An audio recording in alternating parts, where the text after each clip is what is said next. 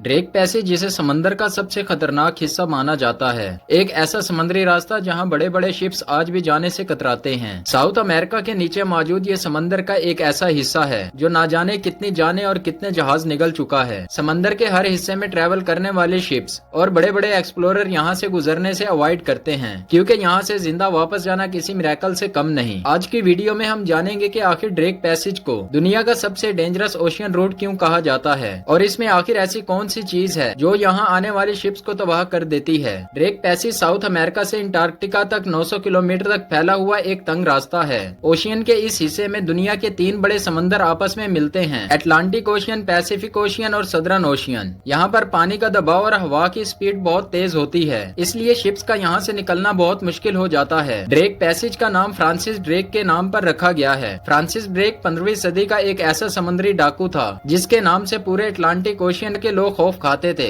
ये पायरेट समंदर में मौजूद शिप्स और इसके आसपास के इलाकों में लूटमार करता था। ये वो वक्त था जब ब्रिटिश और स्पेनिश के दरमियान दुनिया को कंट्रोल करने की जंग चल रही थी। फ्रांसिस को ब्रिटिश क्वीन की फुल सपोर्ट थी, इसलिए ये स्पेन की शिप्स को लूटकर इनके लोगों को ब्रिटिश लेकर जाता और वहाँ इनको गुलाम बना दिया जाता।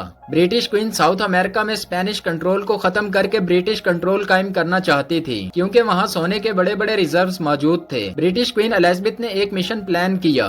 इस प्लान के मुताबिक ब्रिटिश आर्मी के 200 सोल्जर्स को फ्रांसिस के साथ 5 शिप्स में साउथ अमेरिका की तरफ जाना था और स्टेट ऑफ मैगेलन को क्रॉस करते हुए पेरू तक पहुंचना था। इस सफर में आने वाले तमाम शहरों को लूटकर ब्रिटिश एम्पायर में शामिल करना था। इस मिशन में फ्रांसिस का लीड करना ब्रिटिश आर्मी को बिल्कुल हजम नहीं हो रहा था, इसलिए उन्होंने फ्रांसिस के अगेंस्ट अपनी प्लानिंग शुरू कर दी। जब फ्रांसिस को पता चला तो इसने अपने 40 साथियों पर गद्दारी का इल्जाम लगाकर इन्हें अर्जेंटीना में फांसी दे दी और बाकी के 3 शिप्स को लेकर स्ट्रेट ऑफ मैगेलन को क्रॉस किया। 16 दिन के बाद जब वो पैसिफिक ओशियन पहुंचे तो वहाँ एक खौफनाक तूफान आ गया, जिसकी वजह से तीनों शिप्स एक दूसरे से बिछड़ गयी। एक शिप में मौजूद लोगों ने सोचा कि ड्रेक मर गया होगा, तो वो वापस चली गई और दूसरी शिप ड्रेक पैसेज में फंस गई, जिसका आज तक कोई पता नहीं चल सका। फ्रांसिस इस शिप को ढूंढने के लिए इसके पीछे तो गया, लेकिन समंदर के इस खौफनाक हिस्से को दूर से ही देखकर पीछे हट गया। फ्रांसिस साउथ अमेरिका की वेस्टर्न कोस्ट के साथ साथ चलता रहा और रास्ते में आने वाले हर शहर को लूटता रहा। आखिर इसका सफर सैन फ्रांसिस्को आकर खत्म हुआ, लेकिन वो दोबारा बर्तानिया वापस नहीं गया, क्योंकि उसे इस बात का डर था कि कहीं वो इस खतरनाक रास्ते में फंस न जाए। इसीलिए इस रास्ते को ड्रेक पैसेज का नाम दिया गया।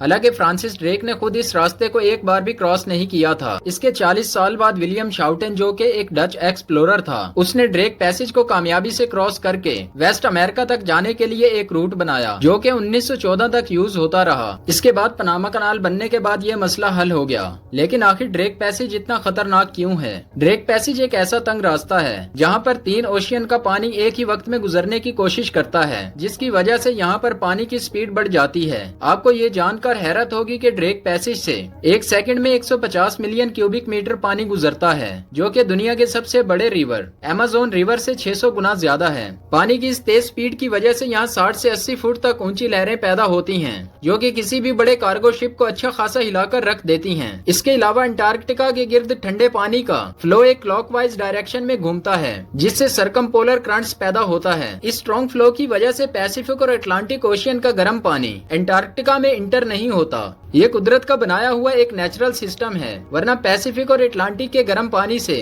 अंटार्कटिका पिघल सकता है।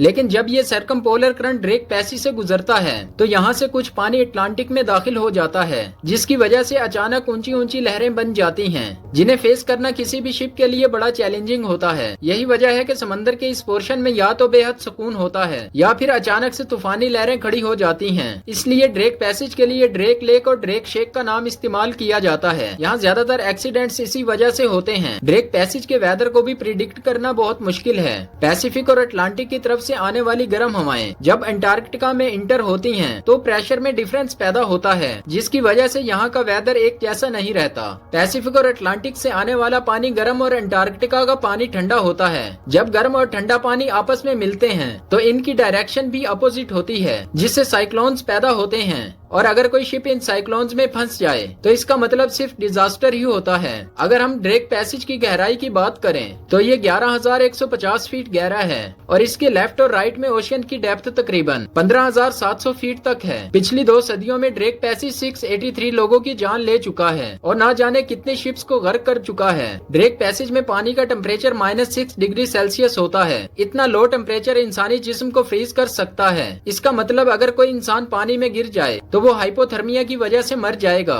लेकिन इतना ठंडा पानी होने के बावजूद भी यहाँ पर पानी लिक्विड की हालत में ही रहता है। ड्रेक पैसेज का टेम्परेचर माइनस में होने की वजह से यहाँ पर समंदर के दूसरे हिस्सों जैसी आबी मखलूक नहीं पाई जाती। यहाँ पर वो समुद्री मखलूक रहती है जो लो टेम्परेचर और हाई प्रेशर जैसी एक्सट्रीम कंडीशंस में सर्वाइव कर सके। कुछ लोगों का कहना है कि यहाँ पर कोई ऐसी पावर मौजूद है जो यहाँ आने वालों को दबोच लेती है। इसके अलावा कुछ सैलर्स और ट्रैवलर्स ने यहाँ पर कुछ अजीबोगरीब चीजें भी नोटिस की हैं, जैसा कि आसमान पर लाइट्स नजर आना, कॉम्पस खराब होना और अजीबोगरीब आवाजें आना। ये वो फिनोमिना है जिनकी साइंस के पास कोई एक्सप्लेनेशन नहीं है। इसीलिए ड्रेक पैसेज को अवॉइड करने के लिए 1914 में पैनामा कैनाल को बनाया गया। तो ये थी आज की वीडियो। इसी तरह की इंटरेस्टिंग वीडियोस को देखने के लिए हमारे चैनल को सब्सक्राइब और बेल नोटिफिकेशन को ऑन कर लें ताकि हमारी हर नई आने वाली वीडियो का नोटिफिकेशन आपको मिलता रहे। मिलते हैं नेक्स्ट वीडियो में।